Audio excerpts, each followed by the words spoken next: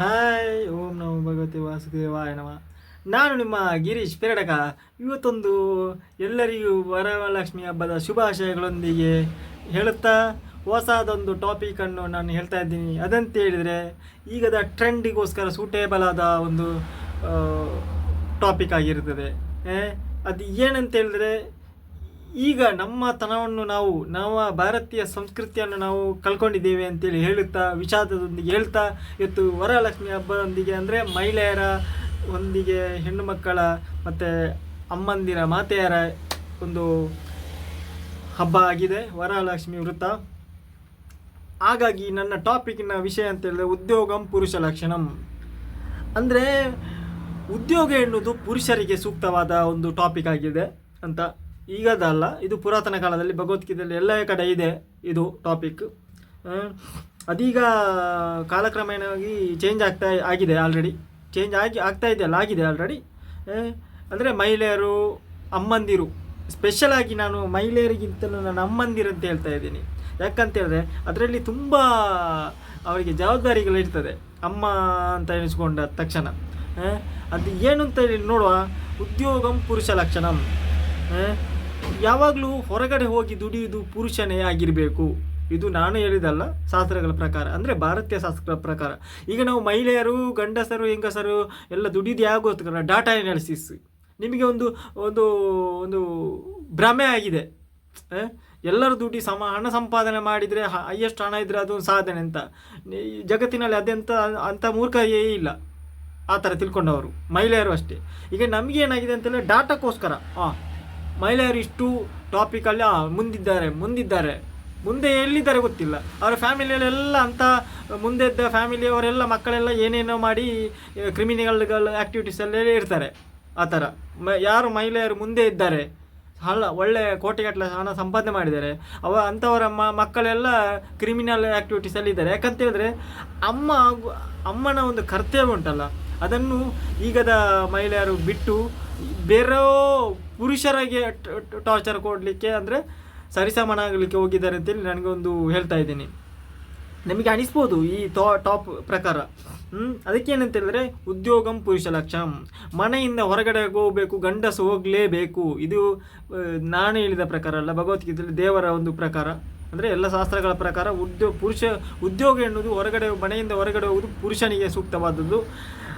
ಹೆಂಡತಿಗೆ, ಅಂದರೆ ಮಹಿಳೆಗೆ, ಅಂದರೆ ಅಮ್ಮನಿಗೆ, ಒಂದು ಮಗುವಿನ ಅಮ್ಮನಿಗೆ ಹೊರಗಡೆ ಹೋಗಿ ದುಡಿಯುವ ಅನಿವಾರ್ಯತೆ ಇರುವುದಿಲ್ಲ ಅಂತ ಇದರ ತಾತ್ಪರ್ಯ. ಅಂದರೆ ಅಮ್ಮನಿಗೆ ಮನೆ ಮತ್ತು ಮಕ್ಕಳ ಲಾಲನೆ ಪಾಲನೆ ಅಂತ ದೇವರು ವಂಡರ್ಫುಲ್ಲಾಗಿ ಕೊಟ್ಟಿದ್ದಾರೆ. ನೀವು ಮಕ್ಕಳನ್ನು ಲಾಲನೆ ಪಾಲನೆ ಅಂತ ಹೇಳಿದ್ರೆ ಯಶೋಧ ನಂದೇಲಾಲ್ ಕಿ ಅಂತೇಳಿ ಹೇಳಿದರೆ, ಅಂದರೆ ಶ್ರೀಕೃಷ್ಣನ ಯಶೋಧೆ. ಅಂದರೆ ಅದು ಮತ್ತು ಇದು ರಾಮನ ತಾಯಿ ಇದು ಕೌಸಲ್ಯ ರಾಮನ ತಾಯಿ ಇದ್ದಾರಲ್ಲ ಅವರು. ಹಾಗಾಗಿ ಮಹಿಳೆಯರಿಗೆ ಅದು ಸೂಟೇಬಲ್ ಅಂತ ಅನಿಸ್ತದೆ. ಯಾಕಂದರೆ ಈಗಿನ ಮಹಿಳೆಯರಂತ ಹೇಳಿದ್ರೆ, ಅಮ್ಮ ಅಂತ ಹೇಳಿದ್ರೆ ಮಹಾಲಕ್ಷ್ಮಿ ರೂಪ. ಇವತ್ತು ಸ್ಪೆಷಾಲಿಟಿ ಇರುವುದೇ ಅದಕ್ಕೆ ನಾನು ಹೇಳ್ತಾ ಇರೋದು, ಮಹಾಲಕ್ಷ್ಮಿ ವೃತ್ತ ಇರೋದಕ್ಕೆ. ಅಮ್ಮನ ಇದೊಂದು ರೂಪ ಉಂಟಲ್ಲ, ಅದು ಸುಂದರವಾಗಿದ್ದ ಕೆತ್ತನೆಯ ಥರ ಇರ್ತದೆ. ಅಮ್ಮ ಎಂದರೆ ಉಂಟಲ್ಲ, ಮಕ್ಕಳಿಗೆ ಅದು ಬೇಕೇ ಬೇಕು. ಅದಕ್ಕೆ ನಾನು ಹೇಳ್ತಾ ಇರೋದು ಇಂಪಾರ್ಟೆನ್ಸ್. ಯಾಕೆ ಮಹಿಳೆಯರು ಈಗ ಹೊರಗಡೆ ಹೋಗಿ ದುಡಿತಾ ಇದ್ದಾರೆ ಅಂತ, ಅದು ನಮ್ಮದು ಕಲ್ಚರ್ ಅಲ್ಲ, ಅದು ಬ್ರಿಟಿಷರು ತೊಗೊಂಡು ಬಂದಿದ್ದು. ಆ್ಯಕ್ಚುಲಿ 78ನೇ ಸ್ವಾತಂತ್ರ್ಯೋತ್ಸವ ಮುಗ್ದಿದೆ ನಿನ್ನೆಗೆ. ಆದರೂ ಕೂಡ ಇಂದು ನಾವು ಕೂಡ ಜೀತದಳಗಳಾಗಿದ್ದೇವೆ. ಯಾಕಂತೇಳಿದ್ರೆ ನಮ್ಗೆ ತಲೆಗೆ ಇನ್ನೂ ಒಲಿಲಿಲ್ಲ. ಅವರು ನಮ್ಮ ಮನೆಯನ್ನೆಲ್ಲ ಲೂಟಿ ಮಾಡಲಿಕ್ಕೆ ಬಂದು ಹೋಗಿದ್ದು ಅಂತೇಳಿ ಅರ್ಥ ಆಗಲಿಲ್ಲ. ಯಾಕಂದರೆ ಈಗ ನಮಗೆ ಡಾಟಾ ಬೇಕಾಗಿದ್ದು ಯಾರು ಶ್ರೀಮಂತರು ಅಂತೇಳಿ. ಅದು ಖುಷಿ ಆಗ್ತದೆ ನೋಡಲಿಕ್ಕೆ. ಯಾರು ನೆಮ್ಮದಿ ಇದ್ದಾರೆ ನೋಡಿ, ಒಂದು ತಿಳ್ಕೊಳ್ಳಿ ಗೆಳೆಯರೆ, ಯಾವನು ನೆಮ್ಮದಿ ಇಲ್ಲ. ಯಾರು ಗಂಡ ಹೆಂಡತಿ ಎಲ್ಲಿ ಹೊರಗಡೆ ಹೋಗಿ ಕೆಲಸ ಮಾಡಿದ್ದಾರೆ, ಅವರು ರಿಟೈರ್ಡ್ ಲೈಫಲ್ಲಿ ಕೆಲಸ ಮಾಡುವಾಗಲೂ ಟೆನ್ಷನ್ನಲ್ಲಿ ಇರ್ತಾರೆ, ಅದು ಬಿಟ್ಟುಬಿಡಿ. ಮಕ್ಕಳು ಎಲ್ಲಿಯೋ ಕಲಿತಾ ಇರ್ತಾರೆ. ಆಮೇಲೆ ರಿಟೈರ್ಡ್ ಆಗಿರುವಾಗ ಅವರನ್ನು ಎಲ್ಲಿ ಹಾಕ್ತಾರೆ ಗೊತ್ತುಂಟಾ? ರೋಡ್ ಸೈಡಲ್ಲಿ ಹುಚ್ಚರಾಗಿರ್ತಾರೆ ಅಂತ ಎಜುಕೇಟೆಡ್ ತಂದೆ ತಾಯಿಗಳು ಈಗ. ಇಲ್ಲದ್ರೆ ಆಶ್ರಮಲ್ಲಿ ಹಾಕಿರ್ತಾರೆ. ಯಾಕಂತೇಳಿದ್ರೆ ನೋಡಿ, ಅಮ್ಮನಾದ ಅವಳ ಕರ್ತವ್ಯವನ್ನು ಅಮ್ಮ ಮಾಡೇ ಇದ್ರೆ ಉಂಟಲ್ಲ, ಹಾಸ್ಪಿಟಲ್ ಎಲ್ಲಾದರೆ ಆಶ್ರಮಕ್ಕೆ ಹೋಗುವುದು ಅದು ಸೂಕ್ತವಾದ ಸಿಚುವೇಶನ್. ಅದು ಅಮೇರಿಕಾದಲ್ಲಿ ಫಾರಿನಲ್ಲೆಲ್ಲ ಉಂಟು. ಅದು ಏನು ಗೊತ್ತುಂಟಾ, ಅಲ್ಲಿ ನಿಮಗೆ ತಂದೆ ತಾಯಿ ಯಾರಿಲ್ಲ, ನಿಮ್ಮನ್ನು ಹುಟ್ಟಿಸ್ತಾರೆ, ಇಷ್ಟರೊಳಗೆ ಬೇಕಾದ್ರೆ ನೋಡ್ಕೊಳ್ತಾರೆ, ಇಲ್ಲದ್ರೆ ಗೌರ್ಮೆಂಟ್ ನೋಡ್ಕೊಳ್ತದೆ, ಆ ಥರ ಇರುವ ಪಾಲಿಸಿ. ಭಾರತದಲ್ಲಿ ಹಾಗೆ ಅಲ್ಲ, ಕುಟುಂಬ ಎಲ್ಲ ಇರ್ತದೆ. ಆದ ಕಾರಣ ನೋಡಿ, ನಾನು ಟಾಪಿಕ್ ಬೇರೆ ಕಡೆ ಹೋಗೋದಕ್ಕಿಂತ ನಾನು ಟಾಪಿಕಲ್ಲಿ ಏನಕ್ಕೆ ಅಮ್ಮನ ಅಂದರೆ ಮಹಿಳೆಯರು ಅಮ್ಮನಾಗಿರಬೇಕು, ಹೊರಗಡೆ ಕೆಲಸಕ್ಕೆ ಹೋಗಬಾರ್ದು ಯಾಕೆ ಅಂತ ಹೇಳ್ತಾ ಇರ್ತೀನಿ ಈ ಟಾಪಿಕ್ನಲ್ಲಿ. ಅರ್ಥ ಆಯ್ತಾ? ಮನೆಗಡೆ ಮಹಿಳೆಯರು ಹೊರಗಡೆ ಹೋಗಿ ಕೆಲಸ ಮಾಡುವುದಾದರೆ ಅದು ಬ್ರಿಟಿಷರ ಸಂಪ್ರದಾಯ ಆಗಿರುತ್ತದೆ ಗೆಳೆಯರೇ. ಯಾಕೊತ್ತುಂಟಾ, ನಮ್ಮ ಈ ಭಾರತ ದೇಶದಲ್ಲಿ, ಭಾರತ ಖಂಡದಲ್ಲಿ, ನಮ್ಮ ಸಂಪ್ರದಾಯದಲ್ಲಿ, ಕುಲದಲ್ಲಿ ಮತ್ತು ಚರಿತ್ರೆಯಲ್ಲಿ, ಸಂಸ್ಕಾರದಲ್ಲಿ ಮಹಿಳೆಯರು ಕೆಲಸ ಮಾಡುವಂತಿಲ್ಲ. ಅದು ಯಾಕೆ ಅಂತೇಳಿ ಶಾಸ್ತ್ರಗಳನ್ನು ಓದಿ ನೀವು, ನಾನೀಗ ಹೇಳ್ತಾ ಇರ್ತೀನಿ.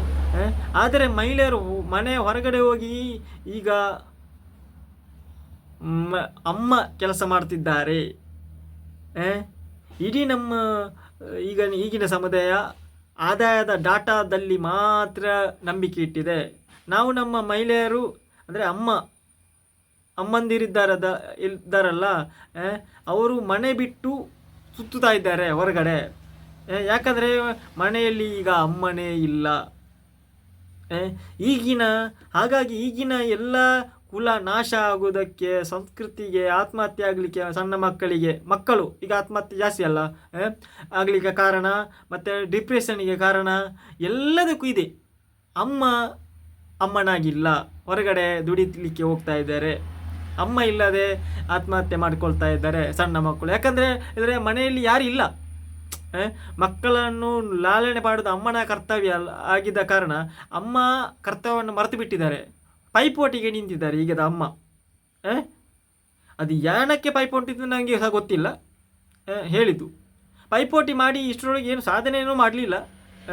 ಯಾಕಂದರೆ ನಂಬರ್ 1 ಇದ್ದವರು ಸಾಯ್ತಾರೆ, ಎಂತ ಮಾಡಿದರೂ ಸಾಯ್ತಾರೆ. ಸಾಧನೆ ಮಾತ್ರ, ಸಾಧನೆಯಲ್ಲಿ ನಂಬರ್ 1 ಅಂತಿಲ್ಲ, ಅದು ಅಲ್ಟಿಮೇಟ್. ಮನೆಯಲ್ಲಿ ಇರುವ ಅಮ್ಮ ಬರೀ ಸಂಪಾದನೆ ಮಾಡಲು ಹೊರಗಡೆ ಕೆಲಸ ಮಾಡಲಿಕ್ಕೆ ಕಳಿಸಿದರೆ, ಈಗಿನ ಮನೆಯಲ್ಲಿ ಅಮ್ಮ ನಿಲ್ಲದೆ ತಮ್ಮ ಮಕ್ಕಳು ಸುಂದರವಾಗಿಲ್ಲ. ಮೊದಲಿನವರು ನೋಡಿ, ಶ್ರೀಕೃಷ್ಣ ನೀವು ಸೀರಿಯಲಲ್ಲಿ ನೋಡ್ತಿರಲ್ಲ, ಎಷ್ಟು ಚಂದ ಅದು ಆಟ ಆಡೋದು ಆ ಮಕ್ಕಳ ಜೊತೆ. ಅಮ್ಮ ಆದವಳು ಅದೇ ರಾಮನ ಕಾಲದಲ್ಲಿ, ಅಂದರೆ ಅದೊಂದು ಬ್ಯೂಟಿಫುಲ್ ವರ್ಣನೆ ನೋಡಿ. ಅದಕ್ಕೆ ನೋಡಿ ಅವರಿಗೆ ಟೆನ್ಷನ್ ಇಲ್ಲ. ಆಗಿನ ಅಮ್ಮಂದಿರು ಮನೆಯಲ್ಲಿ ಕೆಲಸ ಮಾಡ್ತಾ ಇದ್ದಾಗ ಮಕ್ಕಳು ಹೇಗಿದ್ದೀರಿ ಅಂತ ಹೇಳಿದ್ರೆ ಶ್ರೀಕೃಷ್ಣನ ಥರ, ಅದು ಏನು ನಾನು ಹೇಳಬೇಕಂತಿಲ್ಲ ಹೇಗಿದ್ದಾರೆ ಅಂತೇಳಿ, ರಾಮನ ಥರ ಇದ್ದಾರೆ. ಎಕ್ಸಾಂಪಲ್ ಸಾಕಲ್ಲ ಎರಡು. ಈಗಿನ ಅಮ್ಮಂದಿರು ಹೊರಗಡೆ ಹೋಗಿ ಕೆಲಸ ಮಾಡಿ ಒಳ್ಳೆ ಹಣ ಸಂಪಾದನೆ ಮಾಡ್ತಾ ಇದ್ದಾರೆ ಕೋಟಿಗಟ್ಟಲೆ. ಆದರೆ ಮಕ್ಕಳು ರಾವಣ, ಕೀಚಕ, ಜರಸಂಧ, ಕಂಸ ಹೀಗೆ ಅನೇಕ ರಾಕ್ಷಸರಾಗಿದ್ದಾರೆ ಈಗ. ಹಾಗಾಗಿ ಎಲ್ಲ ಮಕ್ಕಳಿಗೂ ಅಮ್ಮ ಬೇಕು, ಸಂಸ್ಕಾರ ಕಲಿಸಲು, ಕುಲವೆಂದರೇನು ಅಂತ ತಿಳಿಸಲು, ಅದನ್ನು ಹೆಚ್ಚಿಸಲು, ಅದರ ಕುಲದ ಕೀರ್ತಿಯನ್ನು ಹೆಚ್ಚಿಸಲು, ಸಂಪ್ರದಾಯವನ್ನು ಕಾಪಾಡಲು, ಮನೆತನದ ಚಾರಿತ್ರ್ಯವನ್ನು ಹೆಚ್ಚಿಸಲು, ಜನರ ಮಧ್ಯೆ ಪ್ರೀತಿ, ಪ್ರೇಮ, ವಾತ್ಸಲ್ಯ, ನಂಬಿಕೆ, ಸಹಕಾರ, ಭಕ್ತಿಯನ್ನು ತೋರಿಸಲು, ಮೂಡಿಸಲು, ದೇವರಲ್ಲಿ ಭಕ್ತಿ ಶ್ರದ್ಧೆ ಕಲಿಸಲು ಅಮ್ಮನೇ ಬೇಕು. ಅಪ್ಪ ಹೊರಗಡೆ ಕೆಲಸಕ್ಕೆ ಹೋಗಬೇಕು. ಇದು ನಮ್ಮ ದೇಶದ ಭಗವಂತನ ಭಗವದ್ಗೀತೆಯಲ್ಲಿ ಇರುವ ಒಂದು ಇದು. ಯಾಕೆ ಗೊತ್ತುಂಟಾ? ಹೀಗಾಗಿ ನಾವೆಲ್ಲರೂ ಇನ್ನಾದರೂ ನಮ್ಮ ಕುಲದ ಬಗ್ಗೆ, ಧರ್ಮದ ಬಗ್ಗೆ ಕೆಟ್ಟು ಹೋಗಿದೆ, ಅದನ್ನು ನಿಲ್ಲಿಸಿ. ಇಲ್ಲದ್ರೆ ನಾವು ನಿರ್ಣವಾಗಿರ್ತೇವೆ ಈ ಅಮ್ಮಂದಿರನ್ನು ಹೊರಗಡೆ ಹೋಗಿ ಕೆಲಸ ಮಾಡಲಿಕ್ಕೆ ಹೋಗಿದ್ದಕ್ಕೆ ಕಾರಣ. ಯಾಕೆ ಈಗ ಗೊತ್ತುಂಟ ಗೆಳೆಯರೆ, ನೀವು ಹೇಳ್ತಾ ಇರ್ಬೋದು ಅಮ್ಮ ಅಂತೇಳಿ. ಯಾಕಂತ ಹೇಳಿದ್ರೆ ನೋಡಿ, ಅಮ್ಮ ಅಂತ ಹೇಳಿದ್ರೆ ಅದು ನೀನು ಡೆಫಿನಿಷನ್ಗೆ ಉಂಟಲ್ಲ, ಮೀನಿಂಗೇ ಇಲ್ಲ. ಅಂದರೆ ಅವಳದು ಪ್ಯೂರು ಮಕ್ಕಳನ್ನೇ ಲಾಲನೆ ಮಾಡಲಿಕ್ಕೆ ಮಾತ್ರ ಅವರು ಹುಟ್ಟಿರುವುದು ಅಂತ ಭಗವದ್ಗೀತೆ ಎಲ್ಲ ಶ್ಲೋಕದಲ್ಲಿ ಹೇಳಿದು. ಅದಕ್ಕೋಸ್ಕರ ನೋಡಿ, ಕೃಷ್ಣನನ್ನು ನೀವು ಪಿಕ್ಚರಲ್ಲಿ ನೋಡ್ತಿರಲ್ಲ, ನಿಮಗೆ ಅನಿಸಿದಿಲ್ವೇ ಈಗಿನ ಮಹಿಳೆಯರಿಗೆ ಅಮ್ಮ ಅಂದರೆ ಹೀಗೆ ಆಗಬೇಕು ಅಂತೇಳಿ? ಒಳ್ಳೆ ನೀವು ಹಣ ಮಾಡಲಿಕ್ಕೆ ಹೋಗಿ ನಿಮ್ಮ ಮಕ್ಕಳ ಭವಿಷ್ಯವನ್ನೆಲ್ಲ ಕೆಟ್ಟು ಏನೇನು ಮಾಡಿ ಹಾಕಿರ್ತೀರ ನೋಡಿ. ನಿಮಗೆ ಆಗಿರ್ಬೋದು ನಿಮ್ಮ ಮಕ್ಕಳು ಒಳ್ಳೆ ಕಲ್ತಾರೆ, ಫಾರಿನಲ್ಲಿ ಕಲಿತಾರೆ, ಅಲ್ಲಿ ಜಾಬ್ ಮಾಡ್ತಾರೆ, ಇಲ್ಲಿ ಮಾಡ್ತಾರೆ ಅಂತ. ಏನು ಲಾಭ ಸರ್? ನಿಮ್ಮನ್ನೇ ನೋಡ್ಕೊಳ್ಳಿಲ್ಲದ್ರೆ, ನಿಮ್ಮ ಹತ್ರ ಮಾತಾಡಲಿಲ್ಲಾದರೆ, ನಿಮ್ಮೊಟ್ಟಿಗೆ ಇಲ್ಲ ಇದ್ದರೆ, ನೀವು ಫಾರಿನಲ್ಲಿದ್ದರೆ, ಏನು ಸತ್ತಾಗ ಬರಲಿಲ್ಲಾದರೆ ಅಮ್ಮ ನೀವು ಯಾಕೆ ನೀವು ಬೆಳೆಸಿದ ಸಂಸ್ಕೃತಿ ಇದೇನಾ ಅಂತ. ಅದೆಲ್ಲ ಫಾರಿನ್ ಕಲ್ಚರ್. ಫಾರಿನಲ್ಲಿ ಹೋಗಿ ಬೇರೆ ದೇಶದಲ್ಲಿ ಹೋಗಿ ಇರೋದು. ನಮ್ಮ ಭಾರತದಲ್ಲಿ ಏನು ಗೊತ್ತುಂಟಾ, ಗಂಜಿನ ಊಟನ ಮಕ್ಕಳು ಎಲ್ಲರೂ ಒಟ್ಟಿಗಿರಬೇಕು. ಇದು ಡೆಫಿನಿಷನ್. ಎಕ್ಸಾಂಪಲ್ ಕೃಷ್ಣನದು ರಾಮನದು. ಯಾಕೆ ನೀವು ಹೇಳ್ಬೋದಲ್ಲ, ಈಗಿನವ್ರಿಗೆ ಕ್ವಶನ್ ಕೇಳ್ಬೋದು, ಪೆದ್ದಗುಂಟೆಯವರು ಹೀಗೆ ತಂದೆ ತಾಯಿ ಎಲ್ಲ ಇದು ಕಚಡಗಳು, ಅಮ್ಮಂದಿರು ಕೆಟ್ಟೋದವರು, ಅಮ್ಮಂದಿರು ದಾರಿ ಹೋಕರಾಗಿದ್ದಾರಲ್ಲ, ಅಂದರೆ ಏನಕ್ಕೂ ಬೇಡದ ಅಮ್ಮಂದಿರಾಗಿದ್ದಾರೆ ಈಗಿದವರು. ಅದಕ್ಕೆ ಆಗಿ ಮಕ್ಕಳು ನೋಡಿ ಕ್ವಶನ್ ಕೇಳ್ತಾರೆ, ರಾಮ ಯಾಕೆ? ಯಾಕಂದರೆ ಬರೀ ಹಣ ಮಾಡೋದು ಮಾತ್ರ ಅವ್ರಿಗೆ ತಲೆಯಲ್ಲಿ ಅಂತ ಗೊತ್ತು. ಅಂಥವ್ರು ನಾನು ಹೇಳ್ತಾ ಇದ್ದೀನಿ, ಆಕ್ಸಿಡೆಂಟ್ ಆಗಲಿ ಅವರನ್ನು ಚರಂಡಿ ಬಿಸಾಡಿ ಹೋಗಿ, ನೀವು ಸಾಯ್ತು ಹೋಗಲಿ ಅವನು. ಯಾರು ಹಣವನ್ನು ಕೌಂಟ್ ಮಾಡ್ತಾ ಇರ್ತಾನ ಯಾವಾಗಲೂ ಜಾಸ್ತಿ ವಿಪರೀತವಾಗಿ, ಅವನನ್ನು ಆಕ್ಸಿಡೆಂಟ್ ಆದಾಗ ಚರಂಡಿಗೆ ದುಡ್ಡು ಹಾಕಿ ಹಾಸ್ಪಿಟ್ಲಿಗೆ ಕರ್ಕೊಂಡು ಹೋಗಬೇಡಿ, ಅವನಿಗೆ ಗೊತ್ತಾಗ್ತದೆ ಆವಾಗ. ಹಣ ಅದಕ್ಕಿಂತ ಇಂಪಾರ್ಟೆಂಟ್ ಪ್ರೀತಿ, ವಾತ್ಸಲ್ಯ, ಧರ್ಮ, ಚಾರಿತ್ರ್ಯ, ಸಂಪ್ರದಾಯ, ಸಂಸ್ಕಾರ ಅಂತ ಹೀನಾಗಿ ಇಟ್ಟಿದೆ ನಾವೀಗ. ಅದು ಖೇದನಿಯಾಗಿದೆ. ಅದು ಇಂಥ ಭಾರತ ದೇಶದಲ್ಲಿ ನಮ್ಮ ಟ್ರೆಡಿಷನಲ್ಲೆಲ್ಲ ವಂಡರ್ಫುಲ್ ಆಗಿದೆ. ನಾವು ಕಲಿದು ಯಾರ್ದನ್ನು ಫಾರಿನ್ ಇಂಗ್ಲೀಷರದ್ದನ್ನು ಅಮೇರಿಕನ್ಸ್ ಸ್ಟೈಲ್ ಆಗಬೇಕು ಅಂತ. ಎಂಥ ಸಾವ ಅಮೇರಿಕನ್ ಸ್ಟೈಲ್ ಮಾರ್ರೆ ನಮ್ಮದು. ಎಂತ ಉಂಟು ಅಂತ ಬೇಕಲ್ಲ ನಿಮಗೆ ಹಣ ಮಾಡಿ. ಯಾರು ತಗೊಂಡೋಗ್ಲಿಕ್ಕೆ ಆಗೋದಿಲ್ಲ ಹಣ ಎಷ್ಟು ಮಾಡಿದ್ರು ಕೂಡ. ಅಮ್ಮಂದಿರೇ, ದಯವಿಟ್ಟು ಹೇಳ್ತಾ ಇರೋದು, ನೀವು ನಿಮ್ಮ ಮಕ್ಕಳನ್ನು ನಾಳೆನೆ ಪಾಣೆಯಲ್ಲಿ ಹಣ ನೋಡಿ ಎಷ್ಟು ಮಾಡಿದ್ರು ಕೂಡ ಊಟ ಮಾಡುವಷ್ಟೇ ಮಾಡ್ಬೋದು. ಹಣ ನೋಡಿ, ರೈಸ್ ಮಿಲ್ನ ಓನರ್ ಅಂತೇಳಿ ಇಡೀ ದಿವಸ ಅನ್ನವನ್ನೇ ಊಟ ಮಾಡ್ಲಿಕ್ಕೆ ಕೂತ್ಕೊಳ್ಲಿಕ್ಕೆ ಆಗ್ತದಾ? ನಾನೇ ಭತ್ತವನ್ನು ಬೆಳೆಸಿದ್ದೇನೆ ಅಂತೇಳಿ ಎಕರೆಗಟ್ಟಲೆ ಇಡೀ ಭತ್ತವನ್ನು ಮಾತ್ರ ತಿಂದುಕೊಂಡು ಒಬ್ಬನೇ ಇರಲಿಕ್ಕೆ ಆಗ್ತದಾ? ಯೋಚನೆ ಮಾಡಿ. ಹೇಳ್ತಾ ಇದ್ದೀನಿ ನೋಡಿ, ಅಮ್ಮನ ಡೆಫಿನೇಷನ್ ಚಂದ ಇದೆ. ನಿಮ್ಮ ಮಕ್ಕಳು ರಾಮನ ಥರ, ಕೃಷ್ಣನ ಥರ ಇತಿಹಾಸದಲ್ಲಿ ಸೇರ್ತಾರೆ. ಅದೇ ನೀವು ಈಗಿನ ಅಮ್ಮಂದಿರಾದರೆ ನಾಯಿಗಳ ಥರ ಇರ್ತಾರೆ. ಎಲ್ಲಿ? ಚರಂಡಿಯಲ್ಲೋ, ಹಾಸ್ಪಿಟ್ಲಲ್ಲೋ ಕಿತ್ತಾಡಿಕೊಂಡು ಹೆಣ್ಣದ ಸ್ಮಶಾನದಲ್ಲೂ ಇರ್ತಾರೆ. ಅಂದರೆ ಆಟಕ್ಕುಂಟು ಲೆಕ್ಕಕ್ಕಿಲ್ಲ ಆಗಿರ್ತಾರೆ. ಎಕ್ಸಾಂಪಲ್ ನನ್ನ ಮಾತಿನ ಅರ್ಥ ಇದೆಲ್ಲ ನೋಡಿ. ನಾವೀಗ ಮಹಿಳೆಯರಿದ್ದಾರಲ್ಲ, ಸ್ವಾತಂತ್ರ್ಯ ಸಿಗಲಿಲ್ಲ, ನಾವು ತಿಳ್ಕೊಂಡಿದ್ದೇವೆ ಪೆದ್ದಗುಂಡರ ಥರ. ಏನು ಗೊತ್ತುಂಟಾ, ಹೊರಗಡೆ ಹೋಗಿ ದುಡಿದ್ರೆ ನಾನು ಒಬ್ಬ ಸ್ಟೇಟಸ್. ಆದರೆ ಈಗಿನ ಅಮ್ಮಂದಿರಲ್ಲ, ಅದು ಯಾರಂತೇಳಿ ಗೊತ್ತಾಗೋದಿಲ್ಲ, ಅಮ್ಮ ಅಂತ ಫೀಲೇ ಬರೋದಿಲ್ಲ, ಹಾಗೆ ಇರ್ತಾರೆ. ಸೆಕ್ಸಿ ಟೈಪಲ್ಲಿ ಇರ್ತಾರೆ. ಅಮ್ಮಂದಿರ ಅಂತ ಹೇಳಿದ್ರೆ ಅಮ್ಮನ ಆ ಒಂದು ಯಶೋದೆಯನ್ನು ನೋಡಿ ನೀವು, ಯಾರಿಗೂ ಆ ಫೀಲ್ ಬರೋದಿಲ್ಲ. ಯಶೋದೆಯನ್ನು ನೋಡುವಾಗ ಸೀರಿಯಲಲ್ಲೇ ನೋಡಿ, ಒರಿಜಿನಲ್ಲಿ ನೋಡಬೇಡಿ. ಅವರು ಹಾಗೆ ಖರಾಬಾಗಿ ಹೋಗಿದ್ದಾರೆ. ಹಣ ಮಾಡಲಿಕ್ಕೆ ಯಾವಾಗ ಅಮ್ಮಂದಿರು ಶುರು ಮಾಡಿದ್ದಾರೆ ಆಗ ಎಲ್ಲ ಕುಲ ಕೆಟ್ಟೋಗಿದೆ ಅಂತ ಲೆಕ್ಕ. ನೀವು ಏನು ಅದು ಇದು ಮಾಡಬೇಕಂತಿಲ್ಲ, ಅದನ್ನು ಯೋಚನೆ ಮಾಡಬೇಕಂತಿಲ್ಲ. ಒಳ್ಳೆಯದಾಗ್ತದೆ. ಎಲ್ಲಿ ಸಾರು ಒಳ್ಳೆಯದಾಗಿದೆ? ಓನ್ಲಿ ಡಾಟಾದಲ್ಲಿ ಮಾತ್ರ ಒಳ್ಳೆಯದಾಗಿದೆ. ಭಾರತ ಮುಂದುವರಿದಿದೆ ಎಲ್ಲಿ? ಡಾಟಾದಲ್ಲಿ ಮಾತ್ರ. ಅಮೇರಿಕ ಮುಂದುವರಿದೆ ಎಲ್ಲಿ? ಡಾಟಾದಲ್ಲಿ ಮಾತ್ರ. ಅವರಿಗೆ ಕಲ್ಚರೇ ಇಲ್ಲ. ಸತ್ತೋದ್ರೂ ಯಾರೂ ಊತ ಹಾಕ್ಬೋದು. ನೀವು ಅಮೇರಿಕದಲ್ಲಿ ಹೋದವರನ್ನು ಕೇಳಿ, ಯಾರು ಬೇಕಾದ್ರೂ ಗೌರ್ಮೆಂಟ್ ಅದು ಊತ ಹಾಕಿಬಿಡ್ತದೆ. ಯಾರು ಸಾರ್ದ ಪಿಂಡ ಗಿಂಡ ಏನೇ ಬಿಡ್ಲಿಕ್ಕಿಲ್ಲ. ಹೋದವನ ಮೇಲೆ ಹೋದ, ಹಿಂಗೆ ಮಾಡಿದರೆ ಆಯಿತು, ಶಿಲುಬೆಯಲ್ಲಿ ಮುಗೀತು ಕತೆ ಅವನು. ಅದೇ ನಿಮಗೆ ಆಗ್ತದಾ? ಹಾಗಾದರೆ ನೀವು ಇಷ್ಟೂ ಒಂದು ಎಜುಕೇಟೆಡ್ ಆಗಿ ಬುದ್ಧಿ ಏನಾರ ಅಮೇರಿಕಾದಲ್ಲಿ ಹೋಗಿ ಎಲ್ಲಿ ಹೋಗಿ ನಿಮ್ಮ ಮಕ್ಕಳು ಅಮೇರಿಕ ಏನಕ್ಕೆ ಕಿಸಿದಿದ್ದಾರೆ? ಹಣ ಮಾಡಿರ್ಬೋದು. ಆ ಹಣ ಎಲ್ಲಿಗೆ? ನೋಡಿ, ನೀವು ಎಷ್ಟೇ ಹಣ ಮಾಡಿ ಗೆಳೆಯರೆ, ಅಮ್ಮಂದಿರೇ, ನೀವು ಸಾಯುವ ತನಕ ಅದು ಮಕ್ಕಳಿಗೆ ನೀವು ಕಲ್ಚರ್, ನೀವು ಅಮ್ಮಂದಿರಾಗಿ ಇರದೆ ನಿಮ್ಮ ಹಣವನ್ನು ಯಾರಿಗೋಸ್ಕರ? ನೀವು ನೋಡಿ, ಮಕ್ಕಳನ್ನು ಅಮ್ಮನಾಗಿ ನೀವು ಬೆಳೆಸಿದ್ರೆ ಉಂಟಲ್ಲ, ಅವರಿಗೆ ಮಕ್ಕಳಿಗೆ ಹಣ ಸಂಪತ್ತು ಮಾಡಬೇಕಂತಿಲ್ಲ, ಅವರು ದುಡಿತಾರೆ. ಆ ಥರ ಫೀಲ್ಡ್ ಇರ್ತದೆ. ದಯವಿಟ್ಟು ಅಮ್ಮಂದಿರಿಗೆ ಕಳಕಳ ವಿನಂತಿ, ನೀವು ಹೊರಗಡೆ ಹೋಗಿ ಕೆಲಸ ಮಾಡೋದನ್ನು ಬಿಟ್ಟು ಕೃಷ್ಣನ ಅಮ್ಮನ ಥರ, ರಾಮನ ಅಮ್ಮನ ಥರ ಆಗಿ ಅಂತ ಹೇಳ್ತಾ, ಈ ವರಮಹಾಲಕ್ಷ್ಮಿ ಹಬ್ಬವನ್ನು ಸುಂದರ, ನೀವು ಲಕ್ಷ್ಮಿಯರು, ಮನೆಯ ಗೃಹಲಕ್ಷ್ಮಿಯರು. ಆದ ಕಾರಣ ಲಕ್ಷ್ಮಿ ಕೆಲಸ ಮಾಡಲಿಕ್ಕೆ ಇಲ್ಲ, ಮನೆಯಲ್ಲಿ ಕೂತ್ಕೊಂಡು ಮಕ್ಕಳನ್ನು ಲಾಲನೆ ಮಾಡೋದು ಅದೊಂದು ಬ್ಯೂಟಿಫುಲ್, ಅದೊಂದು ಕಲ್ಪನೆ ಹೇಳಲಿಕ್ಕಿಲ್ಲ. ಬೇಕಾದರೆ ನೀವು ಗಂಡನೊಟ್ಟಿಗೆ ಜೊತೆ ಬೇಕಾದ್ರೆ ಸೇರಿ ಕೆಲಸ ಮಾಡಿ, ಆದರೆ ಹೊರಗಡೆ ಹೋಗಿ ಕೆಲಸ ಮಾಡಬೇಡಿ ಅಂತ ನಾನು ಹೇಳ್ತಾ ಇರೋದು ಎಲ್ಲ ಅಮ್ಮಂದಿರಿಗೆ.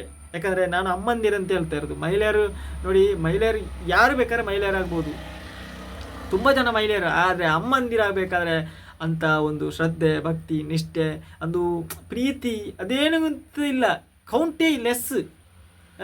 ಸ್ವಯಂ ಭಗವಂತನ ಥರ ಇರಬೇಕು ಕರುಣೆ.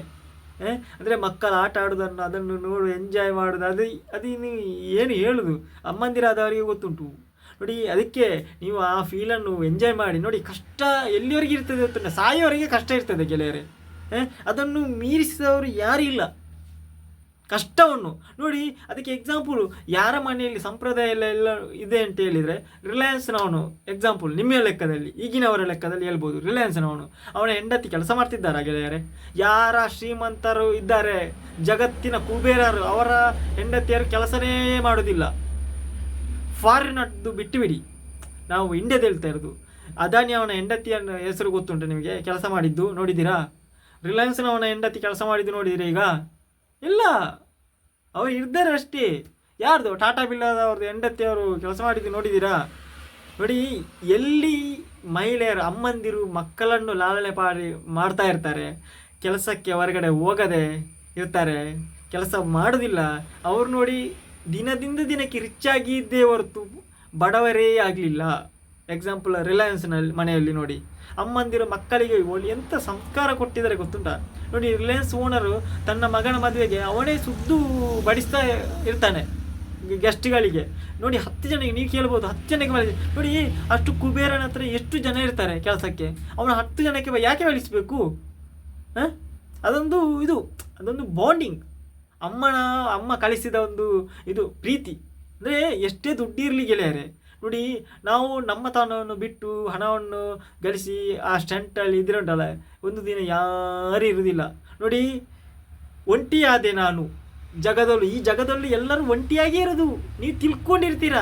ಹಣನೂ ಇರೋದಿಲ್ಲ, ಏನಿರೋದಿಲ್ಲ, ಎಲ್ಲ ಕಲ್ಕೊಂಡು ನೋಡಿ. ಒಂದು ದಿವಸ 0 ಅಂತ ಹೇಳಿ, ನಿಮ್ಮ ಅಕೌಂಟಲ್ಲಿ 0 ಅಮೌಂಟ್ ಅಂತ ಹೇಳಿ ನಿಮ್ಮ ಫ್ರೆಂಡ್ ಸರ್ಕಲ್ಗೆ ಯಾವನು ಬರ್ತಾನೆ ನೋಡಿ, ನಿಮ್ಮ ಹತ್ರ ಯಾವನು ಬರೋದಿಲ್ಲ.